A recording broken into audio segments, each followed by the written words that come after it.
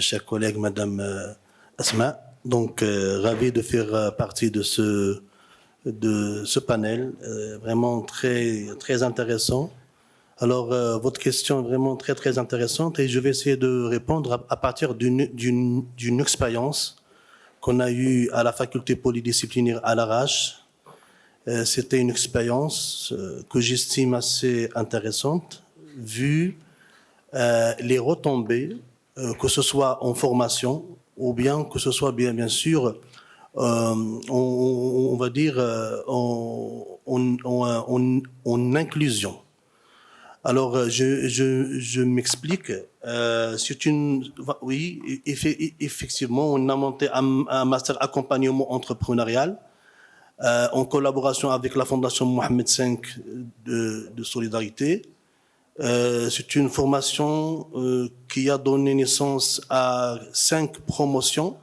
Chaque promotion a bien sûr intégré à peu près une trentaine d'étudiants venant de tout le Maroc, avec des profils différents, avec une majorité de filles. Et bien sûr, durant cette formation, on a eu, bien sûr, on va dire, un programme assez riche, qui conjuguait à la fois un volet académique, théorique, et bien sûr une partie professionnelle de sortie de terrain, etc.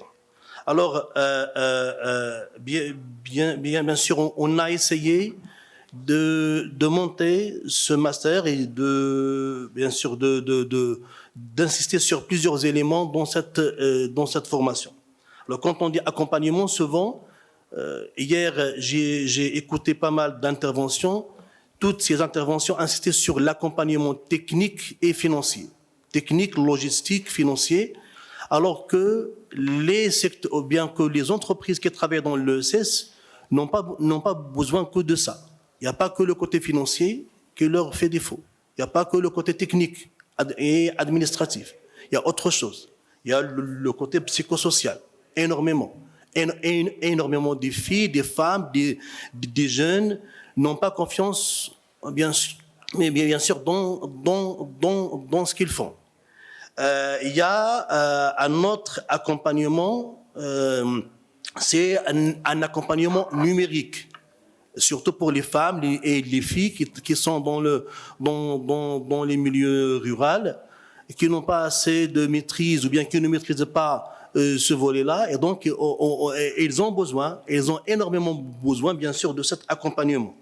Alors, souvent, j'insiste beaucoup avec mes étudiants sur le fait que l'accompagnement doit être adapté.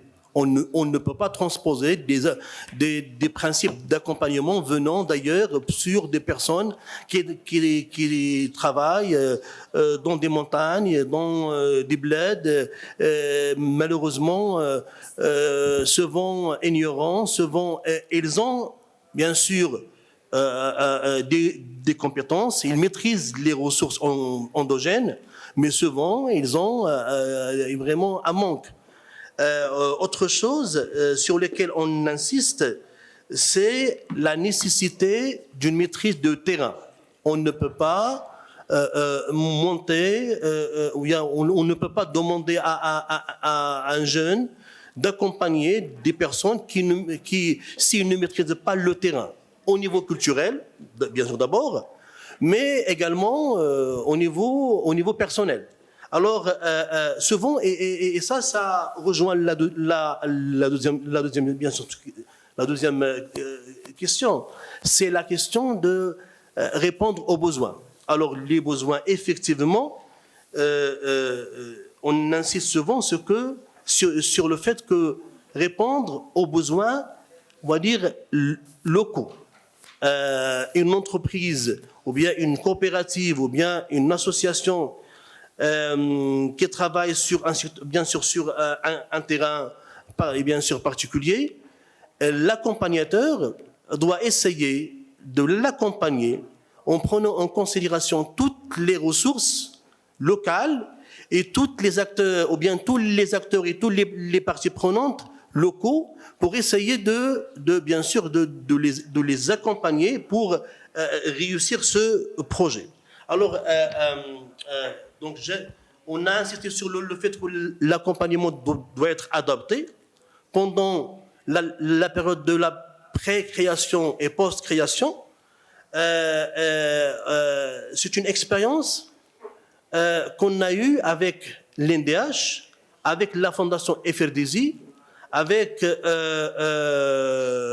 une structure qu'on a montée à la faculté, qui s'appelle bien sûr Future Gates, là où on a essayé également de faire de la vulgarisation de la culture entrepreneuriale auprès des étudiants et auprès des élèves des lycées. Ça veut dire que ce sont nos étudiants qui allaient vers les autres étudiants, souvent les étudiants d'autres disciplines en physique, en mathématiques, en informatique, etc., ou bien aller dans des lycées pour essayer bien sûr, de les aborder, bien sûr, en parlant de l'entrepreneuriat social, et comme ça, c'est une façon de les inciter à faire cette expérience entrepreneuriale. Alors, pour finir rapidement, je souhaite juste rebondir à un élément qui a été signalé par M. Gattel, c'est bien sûr cette question de la labellisation. Alors, c'est vrai, on a, depuis hier, on a tendance à demander aux acteurs, aux entreprises, aux coopératives qui travaillent dans l'ESS de faire un effort considérable, soi-disant pour créer davantage de richesses, pour exporter. C'est une très bonne chose, je ne suis pas contre, mais le risque, c'est que si on ne maîtrise pas les conditions de cette labellisation, si on ne maîtrise pas comment on exporte et qu'est-ce qu'on peut exporter, on risque de perdre l'esprit et les valeurs de l'économie sociale et solidaire et faire tomber ce secteur dans les bras de l'économie capitaliste. C'est le cas de secteurs, bien sûr, de l'art gagné, et malheureusement, c'est irréversible. C'est très difficile de revenir en arrière et de demander à des femmes, à des gens qui gagnaient plus ou moins leur vie, et surtout les intermédiaires. C'est très difficile de leur demander de faire marche arrière et de respecter les valeurs et les principes de l'ESS, parce que ça, malheureusement, ils se sont foncés dans ce monde de l'économie capitaliste et bien sûr mondialisé. Résultat, c'est que si on ne fait pas attention, que les valeurs de l'ESS soient respectées dans toute la chaîne, dans tout le processus, auprès de tous les acteurs, on risque de perdre ce qu'on a vraiment de plus vraiment important. Bien, vraiment, dernière chose, c'est que hier, j'étais impressionné par une remarque d'une dame venant, bien sûr, je crois du Sénégal, qui a dit: on a raté notre décollage, bien sûr, économique, parce qu'on a adopté un système économique qui n'était pas adapté à notre réalité. Et le risque, c'est ça. C'est que même cette ESS, qui est plus ou moins adaptée à notre culture, on risque de le perdre. Voilà. Merci beaucoup, cher ami. قبل ما تخرجوا ما تنساوش تابوناو في 20 فبراير وتابعونا على المواقع التواصل الاجتماعي.